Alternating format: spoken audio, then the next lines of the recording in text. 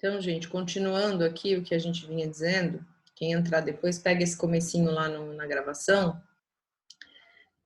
A ideia, então, era que vocês fizessem sumarização, da sumarização fossem para o resumo. E o resumo, o modelo, eu apresentei para vocês a estrutura, né, como é que tinha que ser apresentado. E aí, a gente tinha 3 ferramentas previstas no nosso plano de ensino, e que nós vamos trabalhar com as 3. A primeira é o resumo escolar, a segunda é o fichamento, e a terceira é o mapa mental. Então, sobre o resumo, até aqui, tem alguma dúvida?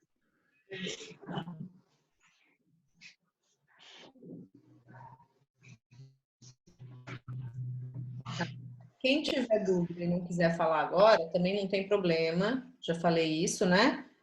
Fala comigo depois, mas quem quiser falar agora também, né? Aproveita.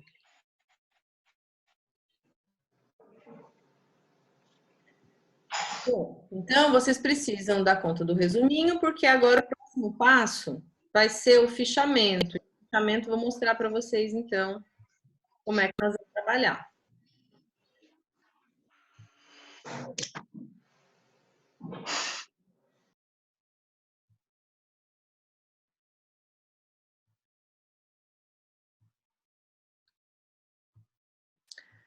Então, nós estamos aqui nesse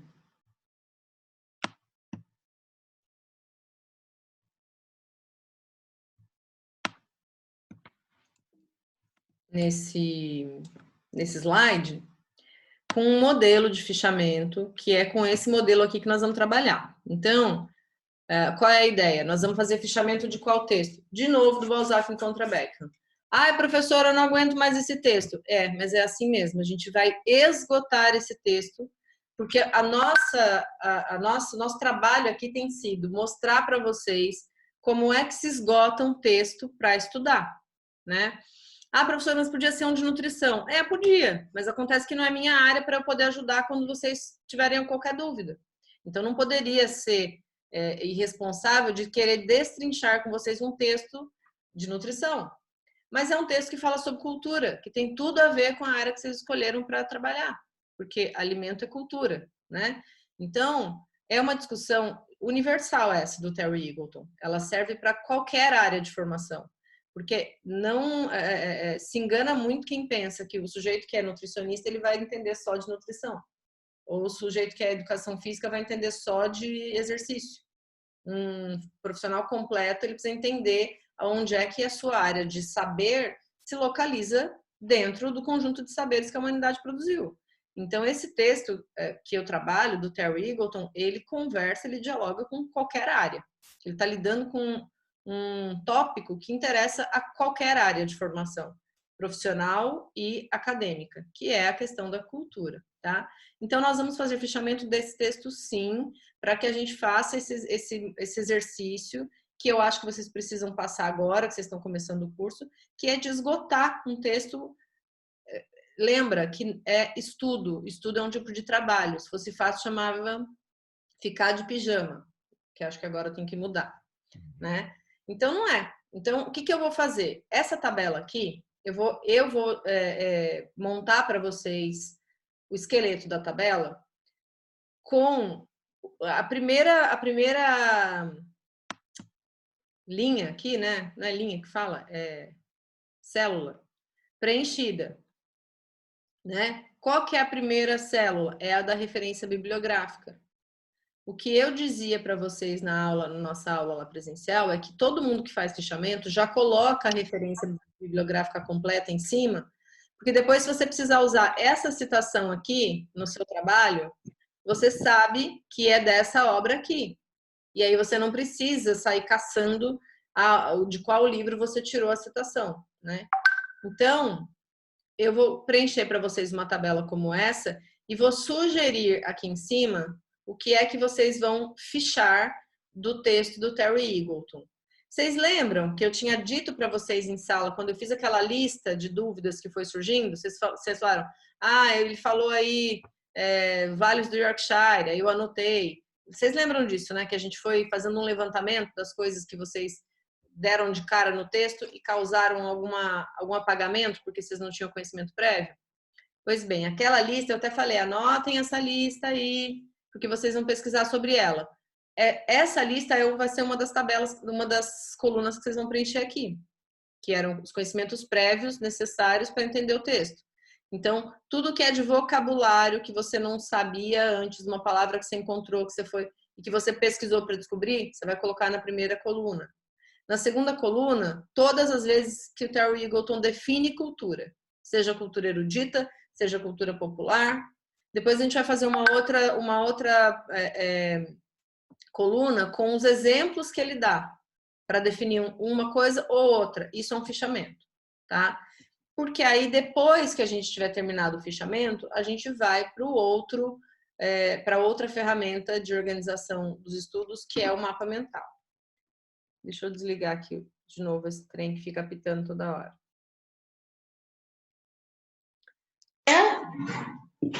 Gente, até aqui tem alguma dúvida?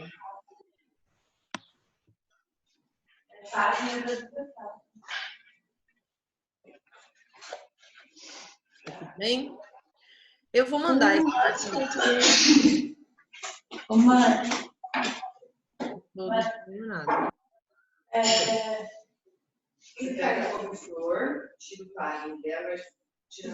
Tem alguém com o microfone aberto que está entrando um sonzinho aqui que não é o. Eu vou pedir para deixar no mute, por favor.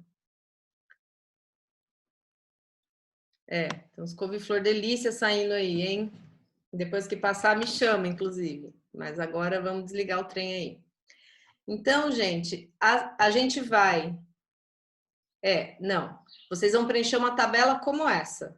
Essa daqui, isso aqui é um exemplo de um fichamento de um outro texto. Ó, o texto é esse aqui.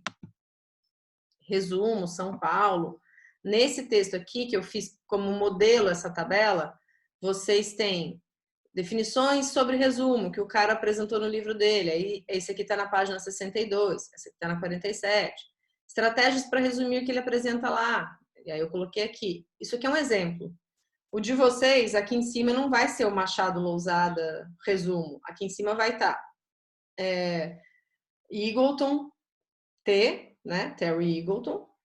Balzac encontra Beckham e a referência. E essas colunas aqui eu vou preencher para vocês sugestões de categorização.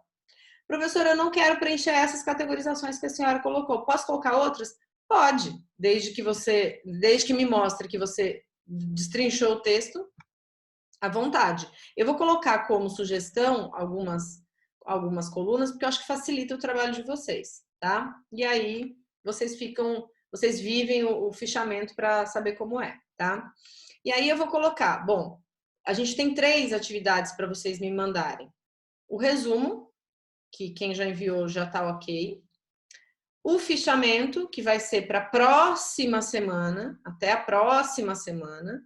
E o mapa mental, que é para daqui a 2 semanas. Depois eu vou colocar essas datas lá no Evo, tá? Lembrando que essas datas são para vocês terem um limite na cabeça. Professora, eu não mandei. Agora eu reprovei? Não. Eu não vi ainda, João, se o seu resumo deu certo. Eu não conferi todos ainda, porque tem gente que me mandou por e-mail, tem gente que me mandou pelo Evo, tem gente que me mandou pelo WhatsApp. Aí eu fiquei um pouco maluca. Que, inclusive, assim, vamos tentar sempre mandar tudo pelo EVA, tá? Para eu centralizar tudo num lugar, porque eu tenho várias turmas esse semestre, e aí eu só fiz isso, só fiz ficar coletando resumo nesses dias aí, tá? Mas vai dar certo. Então, assim, professora, eu ainda não mandei o resumo, posso mandar? Pode. Professora, eu não consegui mandar o fichamento no dia certo, posso mandar no outro dia? Pode, gente. O que não pode? É esquecer de mim. Fazer de conta que, né, que a pandemia engoliu a aula de língua portuguesa. Isso não pode, tá? E falem comigo. Ah, professora, eu não consegui fazer na data, mas eu vou mandar para a senhora no dia tal. Me manda o WhatsApp, só para eu anotar que esse aluno aqui está fazendo. Ele está por dentro, ele ainda está aí, né? E tá tudo bem, tá certo? E aí, para que vocês vivam esse processo de leu, fez a sumarização, fez, né, tudo que tinha que grifar, depois foi para o resumo, depois foi para o fichamento, e aí vai chegar no último, que é o mapa mental, tá? Faria sentido eu dar para vocês o resumo de um texto, o fichamento de outro e o mapa mental de outro? Não, não faria, porque a ideia é que a gente viva todos os níveis de leitura com um material só. E vou dizer uma coisa para vocês: quem está sofrendo para fazer essa atividade, depois vai me agradecer lá na frente, quando tiver que fazer TCC, quando tiver que ler os textos acadêmicos aí da vida, e vão lembrar, quando for necessário, como é que acessa com profundidade um texto para estudo, tá? Eu vou mandar esse exemplo aqui, já está, na verdade, nos slides, naquele link dos slides que eu mandei para vocês, embaixo da primeira videoaula. Mas eu vou mandar a tabela aberta em Word para vocês preencherem com os conceitos do Balzac em contra Beckham, tá? Se vocês quiserem essa daqui também, separada do slide, eu mando. Vou mandar, já vou deixar lá no app, tá? Mando só essa daqui fora do slide, que eu sei que tem gente que às vezes não consegue ver o slide, e depois mando o Word aberto para vocês preencherem a do Balzac em contra Beckham, tá? Tem dúvidas sobre o fichamento, gente?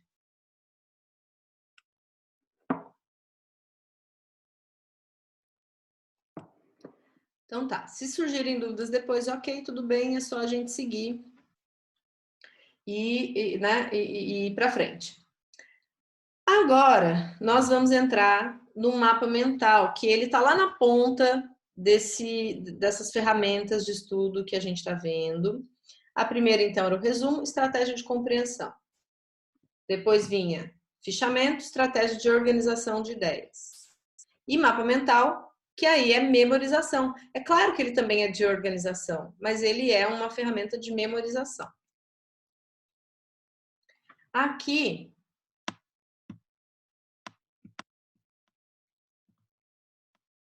a gente tem um metamapa mental. Vocês conhecem essa expressão, meta alguma coisa? Tipo assim, metalinguagem, meta mapa mental, meta poema, meta... Vocês conhecem essa metacognição? Tudo que vem com esse prefixo meta significa aquilo que se debruça sobre ele mesmo. Então, por exemplo, um metacognição, metapensamento, porque cognição é pensamento, né? Então, metacognição é quando você pensa sobre o seu pensamento. Pensar sobre o pensamento, isso é metacognição. Metalinguagem é quando você pega a linguagem para explicar a própria linguagem, né? Isso é metalinguagem. Metamapa mental é um mapa mental que explica um mapa mental. Então, aqui o sujeito fez um mapa mental, esse mapa mental não foi eu que criei, peguei na internet, esqueci de botar a fonte. Esse mapa mental, ele é um mapa mental sobre mapa mental. Então, o que acontece? O conceito está aqui no meio, e para cada elemento dos mapas mentais, o sujeito usou uma cor diferente. Estão vendo que a cor não se repete? E aí, para cada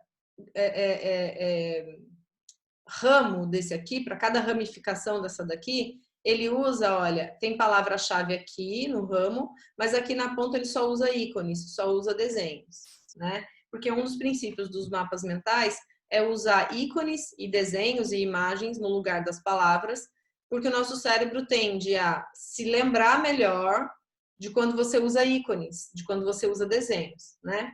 Outra coisa interessante dos mapas mentais é que eles sugerem que o mapa mental seja feito num espaço, numa folha ou na tela do computador, colocando o conceito no centro, porque há uma teoria aí de que quando você começa a usar sempre a folha da esquerda para a direita, como a gente usa o caderno, de cima para baixo, você limita o seu cérebro, você acaba usando um lado só do cérebro. Eu não sei até que ponto tem base neurocientífica nessa explicação, mas o fato é que, por exemplo, todas as áreas que trabalham muito com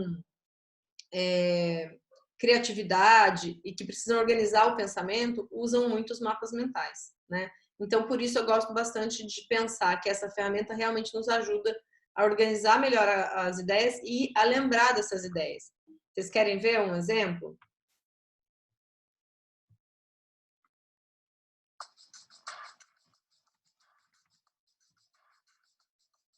A melhor forma de ensinar sobre mapas mentais é fazendo-os. Comece com uma imagem no centro que representa a ideia principal do seu mapa mental. Inclua os ramos principais e aqui, como os assuntos são justamente os mapas mentais para uma apresentação, então eu achei que bastaria o que é, como fazer, ferramentas e o planejamento da própria apresentação.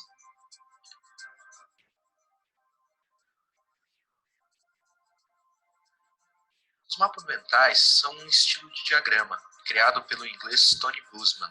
Baseia-se no conceito de que nossos pensamentos não são lineares, não seguem um fluxo contínuo e quando usamos cores, imagens, palavras-chave, nossa capacidade de criação aumenta e muito. Os mapas mentais podem ser utilizados para eventos como reuniões, aulas, apresentações, tomar notas, resumir livros, escrever livros e etc. Muita gente utiliza os mapas mentais como ferramenta de produtividade, organizando suas agendas e atividades.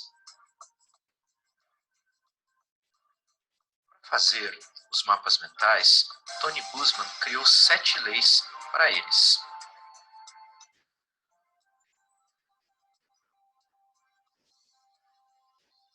Primeiro, a gente já utilizou a imagem central, que representa a ideia principal.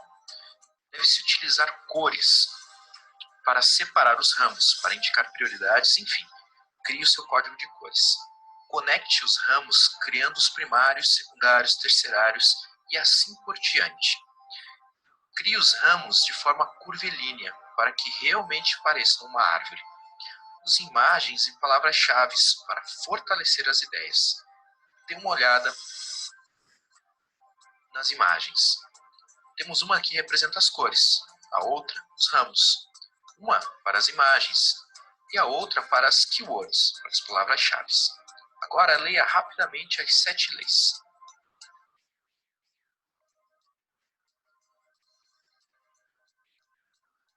Prontos. Agora me diga, quais as imagens tínhamos? Ou pelo menos o que elas representavam? Agora tente me dizer as 7 leis de memória. Tenho certeza que foi muito mais fácil lembrar do símbolo para as cores, a árvore seca, os pincéis e a chave. Use e abuse de imagens, pois nossa mente lembra muito mais delas do que de palavras.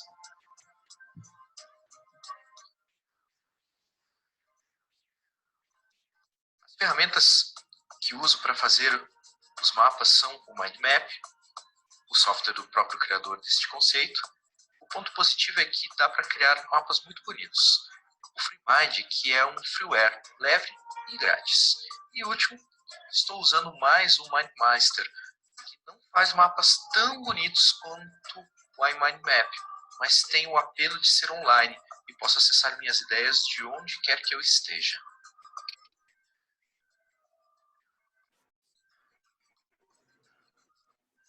Por último, decidi que a apresentação será um vídeo.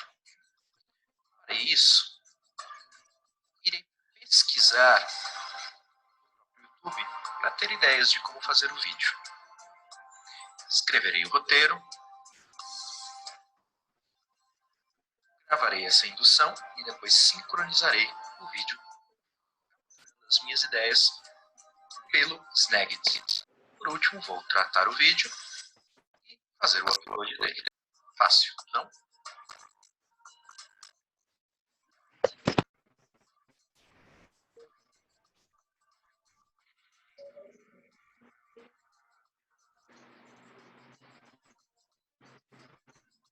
Gente, vocês viram como é que a gente lembra o exercício que ele propõe aí no videozinho dele, apesar dele não ter a melhor dicção do mundo, mas dá para entender, né? Que a gente lembra mais facilmente das 7 leis que ele coloca lá, a gente lembra com facilidade daquelas que tinham ícone, daquelas que tinham desenhos. Então, a ideia do mapa mental é fazer com que a gente use outras ferramentas além das anotações convencionais para memorizar, para organizar. Então, assim, aqui tem um outro mapa mental, um outro meta-mapa mental. Então, como criar um mapa mental? Use cor, compartilhe com outras pessoas, né? Então, assim, vocês estão fazendo o mapa mental do mesmo conteúdo, compartilha com o colega para ver o que ele destacou. Não escolha só um dos lados, então use setas e ramificações para os dois lados, né? Quebra aquela mentalidade de uma página só. Você pode usar um espaço, e para isso os softwares e os apps que ele menciona ajudam muito, né? Então, assim, não é para ser perfeito, para ser simétrico, ninguém é perfeito. Você pode fazer isso do seu jeito, né? E vai aprofundando cada vez mais ramificações aí para fazer o mapa mental.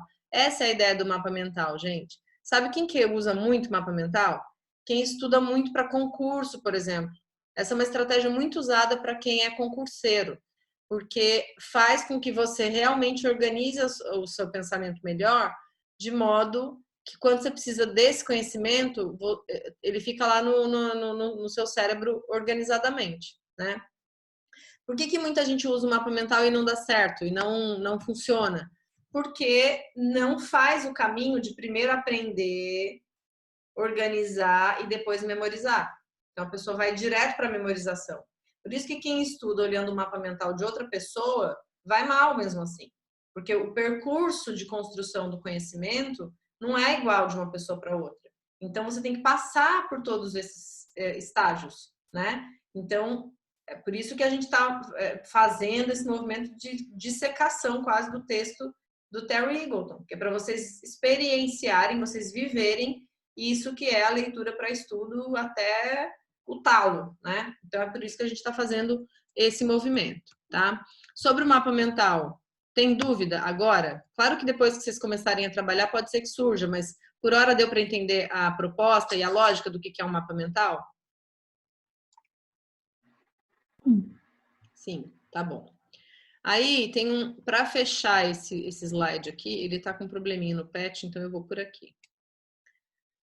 Eu vou retomar aquela imagem que eu tinha mostrado para vocês na sala, que é a imagem do que acontece quando a gente faz esse movimento de transformar informação em conhecimento. Então, vocês vão recebendo informações de todos os lados, mas quando vira conhecimento, significa que você sistematizou na sua cabeça. Agora, vocês vejam que isso vale para o que a gente está falando sobre organizar os horários e organizar as matérias e organizar os professores também, né? Acabou de me ocorrer isso. Porque para que você consiga fazer as coisas terem lógica, precisa ter organização, gente. Eu tenho falado disso tanto aqui nesses dias de confinamento que eu estou me sentindo aquela japonesa lá da Netflix que arruma a gaveta, que organiza tudo, sabe? Como é que é o nome dela mesmo? Uma japonesa lá que arruma a gaveta, vocês já viram, né? Porque ela fala de organização o tempo inteiro e eu tô entrando nessa, assim, porque as pessoas às vezes não entendem, parece que é só uma bobagem, mas se não tiver essa estruturação, a gente pena para fazer as coisas, a gente não transforma informação em conhecimento e a gente Marie alguma coisa, Mary alguma coisa, é essa mesma, japonesinha. Então, assim, quando a gente não entende a importância de organizar o pensamento, organizar as nossas demandas, né? Organizar a nossa rotina, o nosso horário, tudo isso é importante para a construção do conhecimento. E aí, gente, uma coisa que eu acho assim muito interessante é o fato de que quando a gente aprende a fazer esse tipo de organização, a gente leva para a vida mesmo, assim, e sofre menos, né? Vocês sabem que com essa rotina de isolamento aqui, que a gente está vivendo, até o meu filho, eu fiz uma tabela até para ele, assim, para eu poder não ficar louca, né? Porque a gente sofre, e isso também é uma coisa para vocês pensarem. Quando a gente está o tempo inteiro em casa, a gente tem que ter uma disciplina maior, porque a gente acaba organizando a nossa disciplina em como é que fala? Em função do que acontece fora da nossa casa. Então, eu tenho que ir para a faculdade a esse horário. Então, eu sei que eu acordo esse horário, né? Que eu faço isso nesse horário. Aí eu tenho academia esse horário. Aí eu tenho não sei o que esse horário. E os elementos externos me disciplinam. Quando eu estou em casa o tempo inteiro, se eu não tiver uma organização interna, eu vou acordar tarde, vou começar o dia já culpado porque eu tinha um monte de coisa para fazer e não consegui, né? Fora que a gente tem que organizar a rotina da vida em casa. Eu não sei como é que tá aí para vocês, mas tem aluno que me conta que está cuidando dos avós, ou aluno que tem filho, tem que cuidar do filho, ou, né, é a pessoa que está responsável por sair de casa para ir no supermercado, cuidar dessa estrutura da família. Então, sem a organização, a gente pena em todas as áreas, né?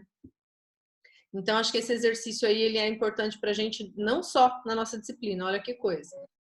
E quero dizer mais, gente, tanto o fichamento quanto o mapa mental, quanto o resumo, o primeiro resumo, já eram atividades previstas no meu plano de ensino que vocês iam fazer em sala, né?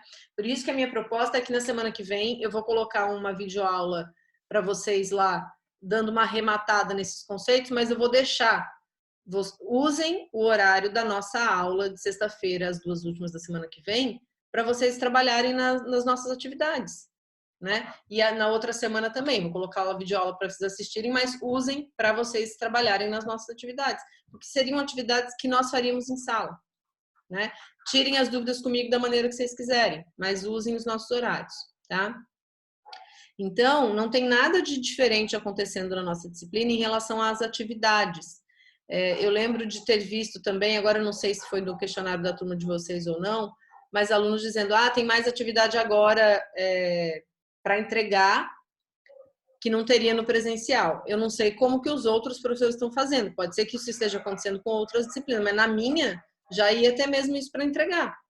Então não tem nada de diferente acontecendo em termos do plano de ensino de vocês, né, no sentido de a professora mudou, está pedindo coisa que não me pediria para encher linguiça, para encher nosso tempo. Na minha disciplina nada disso está acontecendo, tá? Eram atividades que nós já íamos fazer mesmo, tá? Então eu vou colocar no EVA as orientações, as datas que eu estou colocando para organizar. Vocês já entenderam que está flexível isso. E aí, se vocês tiverem dúvidas, vocês me falem. Professora, eu estou na sumarização ainda, posso tirar dúvida? Só não vai achar que eu estou muito atrasado? Não, pode tirar dúvida da sumarização. Pode tirar dúvida do resumo? Pode. Pode tirar dúvida do que vocês quiserem, tá? Não fiquem preocupados. Eu vou falar com a professora da sumarização ainda, ela vai saber que eu não fiz. Não tem problema, né? Tire as dúvidas, é isso que eu quero. Quero que vocês aprendam o processo. Para mim é o que importa, tá? Então, se vocês tiverem qualquer questão, vocês podem me procurar. Sobre o que a gente viu aqui, tem alguma dúvida? Agora, nesse momento? Tranquilo. Tá bom. Então, é isso, gente. O que eu tinha para falar para vocês da aula é isso, o conteúdo é esse. Eu tô lendo os resumos aos poucos, porque eu acabei também recebendo uma enxurrada de resumos dos outros cursos, porque todos os alunos iriam fazer, né? Então, todos os alunos estão fazendo, estão me mandando, com a dificuldade de que eu estou em casa sem babá, sem faxineira, sem escola, sem nada, para poder, né? Então, do mesmo jeito que vocês estão aí, né, enlouquecidos, a gente também está aqui enlouquecido. Então, eu não consegui ler todos ainda.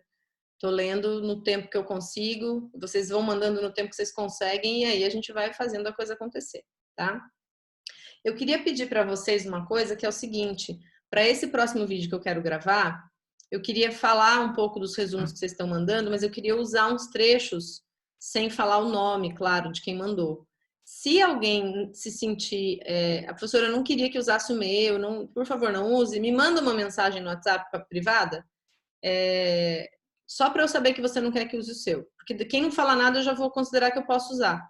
Porque eu acho que às vezes é mais fácil mostrar para vocês assim então, eu acho que é mais fácil quando mostra o texto do que ficar só falando sobre, porque daí vocês já olham, né, como é que aconteceu o problema que não deveria acontecer, tá?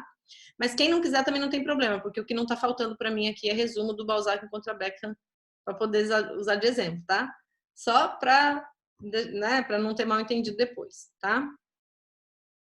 Bom, eu vou parar de gravar, mas depois que eu parar de gravar, eu vou pedir para vocês me mostrarem a cara de vocês aí pra gente tirar uma foto, tirar um print pra gente guardar pra posteridade, porque, né, não dá pra passar batido um evento histórico desse que a gente tá vivendo, né?